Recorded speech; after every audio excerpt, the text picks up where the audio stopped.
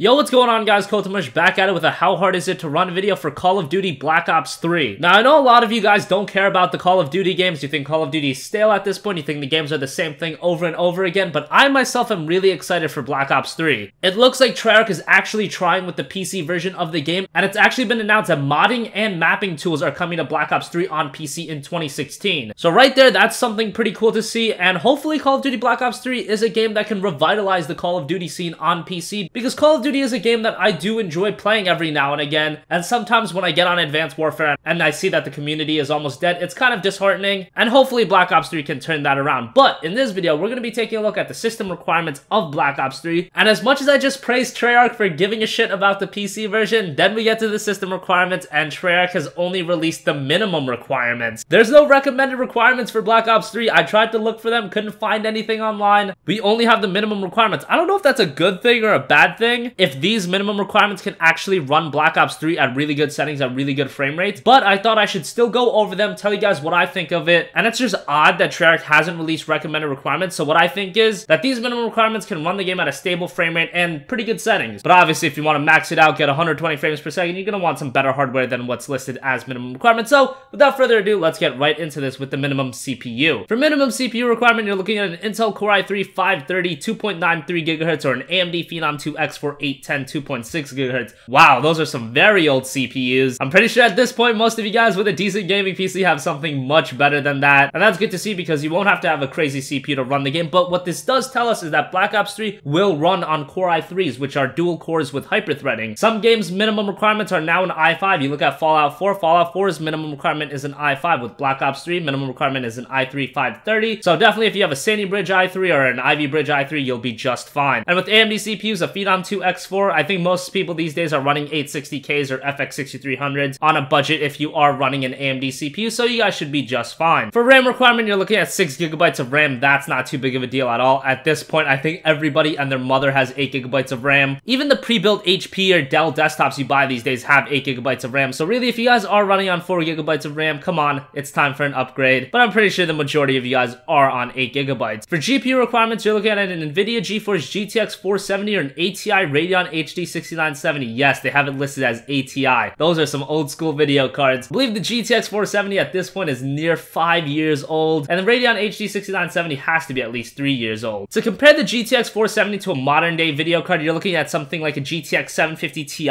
and the HD 6970 is something like a 270, I would assume. Now also, Treyarch has both those video cards listed as 1GB video cards, so if you guys are running a 1GB video card, you should be just fine with Black Ops 3. Obviously, I'm sure there's going to be some sort of limitation if you're running on a 1GB video card, but it does look like you'll still be able to run the game and play the game no problem. And one last thing I want to note about Black Ops 3's requirements, 60GB of hard drive space. Ouch. And then we all know that Black Ops 3 is going to have a boatload of DLC, so definitely get some space ready. If you're playing this game on an SSD, that's going to take up a giant portion of your SSD most likely. So that's a little crazy, 60GB for a Call of Duty game, but hey, these days most games are 50 to 60GB, some games that are AAA titles at least. So guys, thanks for watching this video. I'm sorry that I couldn't give you guys more in-depth analysis. With Treyarch only giving us the minimum requirements, I can't really do much with it, but I hope you guys were able to take something out from this video. The fact that you can run the game on an i3, the fact that you're not going to need a very high-end video card for this game, and if you are one of the few that don't have 8GB but you have 6GB of RAM, you will be able to run this game. So